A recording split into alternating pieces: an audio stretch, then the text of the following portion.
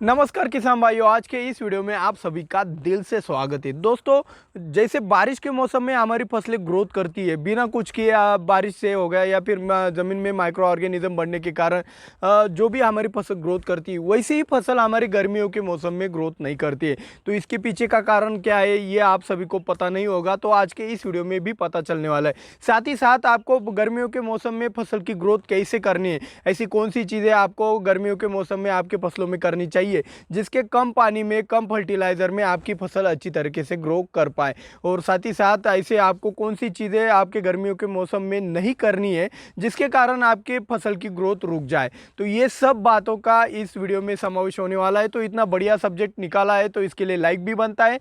और आपका समय बर्बाद ना करते हुए शुरुआत करते हैं आज के वीडियो की। मैं हूं दिवराज और आप देख रहे हो अन्न निर्माता। तो दोस्तों, पहले हम ये समझेंगे कि बारिश के मौसम की तुलना में गर्मी के मौसम में आपके फसल की ग्रोथ क्यों नहीं होती। तो इसका सबसे पहला कारण आप समझ लीजिएगा कि भाई आपके कोई भी फसल हो, फसल को ग्रोथ करने के लिए नाइट्रोजन की ज़रूरत होती है। और नाइट्रोजन, नाइट्रेट नाइट्रोजन के स्वरूप में ही फसल अंदर की तरफ लेता है। और रही बात बारिश के मौसम में, जो आपका बारिश गिरता है, तो बारिश गिरते वक्त अगर बिजलियाँ कड़कती है तो वहाँ पे नाइट्रिक एसिड तैयार होकर वो फसलों के ऊपर गिरता है। और नाइट्रिक एसिड ऑब्जॉर्व करने के कारण आपकी फसल बहुत ही अच्छी तरीके से ग्रो करती है। और साथ ही साथ आपके ज़मीन में पानी जाने से वहाँ पे माइक्रोबायल एक्टिविटी बढ़ जाती है, जिसके कारण ऑर्गेनिक मैटर भी बढ़ता है। और उसी के साथ साथ नाइट्रोजन का भी नाइट्रेट स्वरूप में एक रूपांतरण होकर फसल अपटेक करती है, जिसके परिणाम स्वरूप आपकी फसल बारिश के दिनों में बहुत अच्छी तरीके से ग्रोथ करती है। लेकिन उसका उल्टा क्या होता है, जो भी गर्मी के दिन होते हैं, गर्मी के दिनों में ज़्यादा टेम्परेचर होने के कारण क्या होता है कि आपके जितने भी सूक्ष्मजीव होते हैं उसमें से कुछ कुछ सूक्ष्मजीव ज़्यादा टेम्परेचर में एक्टिवेट नहीं रहते, तो वो वहाँ पे सुप्तावस्था में चले जाते। तो सुप्तावस्था में चले जाने के कारण वहाँ पे जो नाइट्रेट बनने का जो प्रक्रिया होती है वो बहुत ही धीमी हो जाती है, बहुत ही कम हो जाती है। इसके परिणाम स्वरूप आपके फसल को बहुत ही कम मात्रा में नाइट्रोजन की सप्लाई होती है, जिसके कारण आपको ऊपर से दिखता है कि भाई आपकी फसल बहुत ही धीमे धीमे गति से ग्रो कर रही है। तो ये नाइट्रोजन को बढ़ाने के लिए क्या कर सकते हैं। देखो भाई, गर्मियों के दिनों में तो बारिश भी गिरती नहीं है, अगर अचानक से गिरती तो वो हमारा नुकसान ही करती, ग्रो नहीं करते, वहाँ पे स्ट्रेस में चला जाता है पौधा।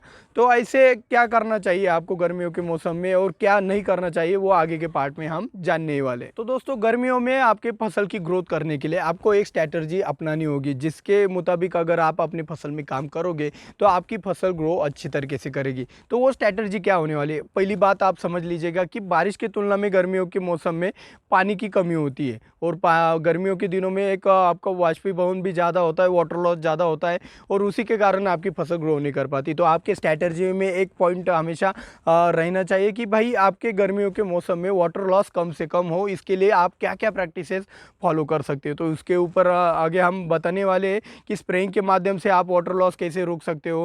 उससे वाटर लॉस रोक के भी आप आपके फसल को तंदुरुस्त कैसे रख सकते हो इतने ज़्यादा हेवी टेम्परेचर में, ज़्यादा टेम्परेचर में। उसी के साथ साथ सॉइल प्रैक्टिसेस है, उसको कैसे फॉलो किया जाए, कौन से फर्टिलाइज़र इस्तेमाल किया जाए, इसके बारे में डिटेल में हम एक एक पॉइंट करके आपको समझाएंगे, जिससे आपके मन में कुछ भी कंफ्यूजन ना रहे। तो दोस्तों, वह गर्मियों के मौसम में हम स्प्रेइंग के माध्यम से क्या क्या वाटर लॉस को रोक सकते हैं इसके बारे में, और जिसके परिणाम स्वरूप आपकी फसल की ग्रोथ अच्छी हो, इसके बारे में जानते हैं। तो भाई देखो, आपके फसल में जो पत्तियां होती है, वो पत्तियां एक आपके पत्तियों का जो होती है वो आपके पौधे का अगल बगल का जो टेम्परेचर होता है वो मेंटेन करने का काम करती है। तो उसके वो टेम्परेचर मेंटेन करने के लिए वो बाहर की तरफ पानी ज़्यादा छोड़ देती है। तो पानी ज़्यादा छोड़ने के कारण वहाँ पे बाष्पीभवन होकर वहाँ का टेम्परेचर एकदम डाउन हो जाता है और वो फसल के अनुरूप हो जाता है, और वहाँ पे ही फसल आपकी अच्छी तरीके से ग्रो हो पाती है। यानी कि ज़्यादा वाटर लॉस हो गया तो ज़्यादा पानी की भी डिमांड ज़मीन से हो जाती है, लेकिन पानी की डिमांड और ऊपर का टेम्परेचर अगर ये रेशो बिगड़ गया है तो आपकी फसल की ग्रोथ भी अच्छी नहीं होती है। तो वाटर लॉस को रोकना बहुत ही ज़रूरी हो जाता है यहाँ पे। तो वाटर लॉस को रोकने के लिए आप क्या कर सकते हो, आपकी जो पत्तियाँ है उसकी जो ताकत है अगर वो बढ़ जाएगी तो वो थोड़ा ज़्यादा टेम्परेचर में भी सर्वाइव कर पाएगी और अच्छी तरीके से काम कर पाएगी। तो वो पत्तियों को स्ट्रांगनेस या फिर रफनेस लाने के लिए आप अलग अलग तरीक़े के एंटी स्ट्रेस का इस्तेमाल कर सकते हो, जिसमें आपका सिएप्टन हो गया, या फिर आपका ग्रीन मिरेकल हो गया, सिलिकॉन हो गया, प्रोटीन हो गया, मिल्क हो गया, कैल्शियम का भी इस्तेमाल आप मजबूती के लिए कर सकते हो। एमिनो एसिड से भी आपके फसल के अंदर ताकत आ जाएगी, जिससे वो अच्छी तरीके से वो मजबूत बन जाए। तो वाटर लॉस रोकने के लिए हम ये पहली प्रैक्टिसेस करने वाले। कुछ कुछ लोग केओलिन का भी इस्तेमाल करते हैं। केओलिन एक तरह का पदार्थ होता है जिसके कारण आपके पत्तियों के ऊपर एक परत बन जाती है, जिसके कारण जो सनलाइट है वो उसका ज़्यादा इम्पैक्ट आपके पत्तियों के ऊपर नहीं होता है। तो उसके कारण आपका जो टेम्परेचर है या फिर सन बर्निंग है वो भी अच्छी तरीके से रुक जाती है। तो एक अलग अलग तरीके की स्ट्रैटेजी से आप स्प्रेइंग के द्वारा एक अलग अलग दवाइयों का इस्तेमाल करके भी ये वाटर लॉस को अगर अच्छे से रोक कर आपकी पत्तियों को स्ट्रांग बनाते हो तो आपकी फसल गर्मियों के मौसम में भी बहुत ही अच्छी तरीके से ग्रो कर पाएगी। गर्मी के मौसम में आपको अच्छी तरीके से फसल ग्रो करने के लिए आप नीचे से जो कैल्शियम नाइट्रेट वगैरह देते हो, जिसका आपको अच्छी से रिस्पॉन्स मिलता है आपके फसल में ग्रोथ करने के लिए, तो वो बहुत ही अच्छा है। आप मैग्नीशियम नाइट्रेट का भी इस्तेमाल कर सकते हो, पोटेशियम नाइट्रेट का भी इस्तेमाल कर सकते हो, कैल्शियम नाइट्रेट का भी तो आप कर ही रहे हो। तो आपको एक बात तो समझ आ गई कि भाई नाइट्रेट स्वरूप में नाइट्रोजन दिया जाता है तो उसका रिस्पॉन्स अच्छे से मिलता है, और गर्मियों के मौसम में एक कैल्शियम नाइट्रेट का भी अच्छी तरीके से इस्तेमाल करोगे, मैग्नीशियम नाइट्रेट का इस्तेमाल करोगे तो फसल आपकी बहुत ही अच्छी तरीके से ग्रो भी हो जाएगी। ये फर्टिलाइज़र में हम नीचे से भी दे सकते हैं। और उसी के साथ साथ आप जिंक का भी अच्छी तरीके से इस्तेमाल करोगे एक फर्टिलाइज़र के रूप में। तो जिंक क्या करता है, जो भी आपके फसल के अंदर जो ऑक्सीजन होते या फिर जो प्लांट हार्मोन तैयार होते, वो जो ग्रोथ प्रमोटिंग जो हार्मोन होते हैं उनको एक पुश देने का काम करता है, प्रमोट करने का काम करता है, जिससे आपकी फसल बढ़ने भी लगती है। तो मेरे हिसाब से जिंक भी आपके लिए, आपके फसल के लिए गर्मियों के मौसम में एक मददगार साबित हो सकता है। और उसी के साथ साथ आप जो गोमूत्र आता है, काऊ यूरिन होता है, तो भाई काऊ का यूरिन यानी कि गोमूत्र का भी इस्तेमाल आप आपके फसल में एक फसल की ग्रोथ करने के लिए गर्मियों के मौसम में इस्तेमाल कर सकते हो। बारिश के मौसम में आप इसका इस्तेमाल नहीं कर सकते, क्योंकि बारिश के मौसम में पहले से ही नाइट्रोजन ज़्यादा होता है। तो आप गर्मियों के मौसम में गोमूत्र का भी बेझिझक इस्तेमाल कर सकते हैं, जिससे आपकी फसल अच्छी तरीके से ग्रो हो पाए और बजट भी आपका कम से कम रहेगा।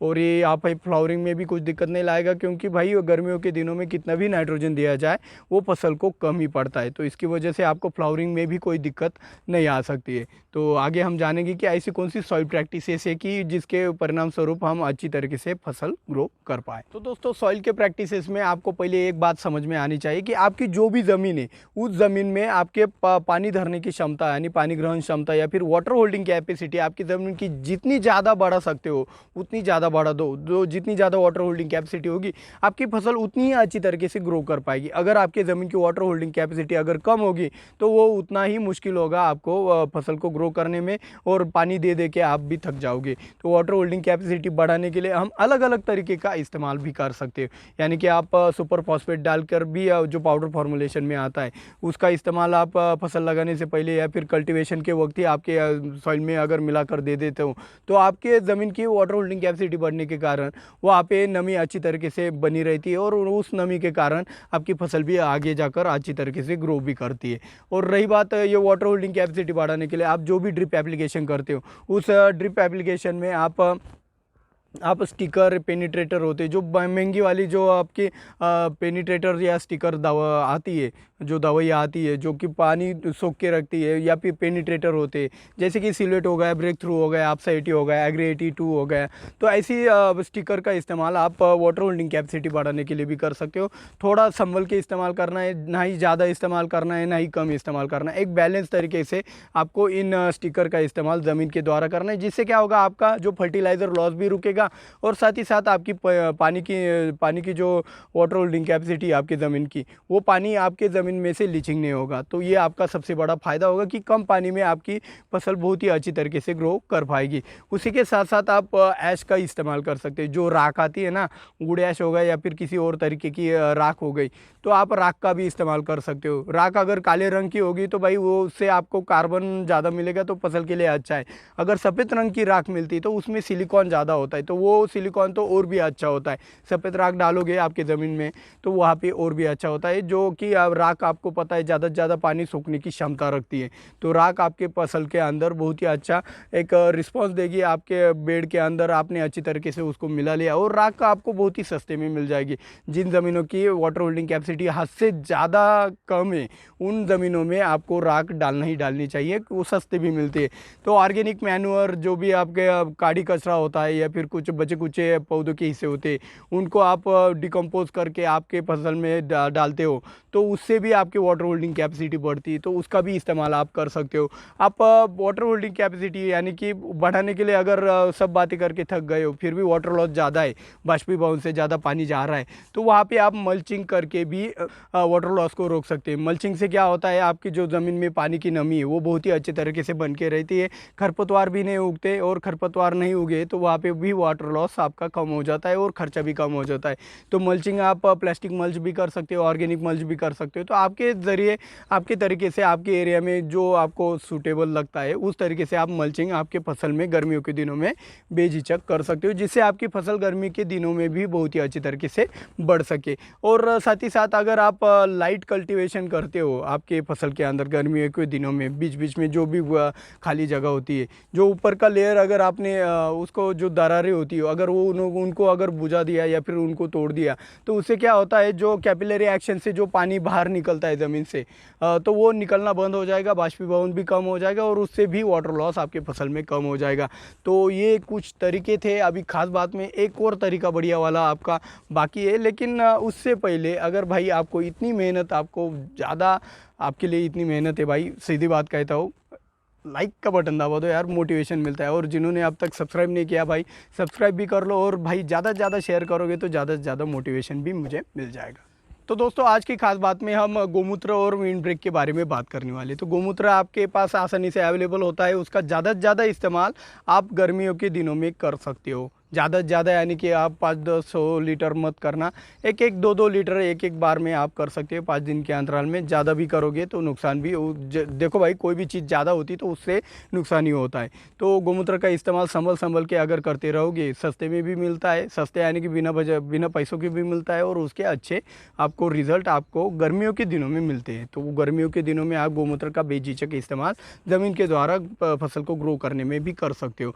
और भाई टेम्परेचर कम रखने के लिए एक और इलाज हम यहाँ पे बताने वाले हैं कि भाई आपकी जो भी फसल आप गर्मियों के दिनों में करने वाले, उसके बाउंड्री पे जी, उसके बाउंड्री के ऊपर जो भी फसल हो, मतलब आपके टमाटर हो, मिर्च हो, शिमला मिर्च हो, कोई भी फसल हो, उसके बाउंड्री के ऊपर आपको मक्के जैसी हाइटेड वाली जो फसलें होती है, आपका ड्रम स्टिक हो गया, तो ऐसे फसलों को आपको लगाना है। जिससे क्या होगा कि भाई जो बाहर की गर्म हवा है उससे फिल्टर होके मतलब उसका टेम्परेचर कम होके वो फसल के अंदर अगर आती है वो गर्म हवा, तो वहाँ पे आपका जो टेम्परेचर है, माइक्रो क्लाइमेट है आपके फसल के अंदर, वो बहुत ही अच्छी तरीके से कम रहता है। अगर आप चाहोगे कि भाई मेरे को माइक्रो क्लाइमेट के बारे में ज़्यादा से ज़्यादा जानकारी चाहिए, इसके ऊपर एक अलग से वीडियो होना चाहिए, इसके बारे में हमें डिटेल में जानकारी दो, तो भाई ज़्यादा से ज़्यादा शेयर करके आप मतलब इस वीडियो के जो लाइक है वो लगभग 2000 के करीब पहुंचा दो। हम माइक्रो क्लाइमेट के ऊपर भी आपके लिए वीडियो ज़रूर बना देंगे।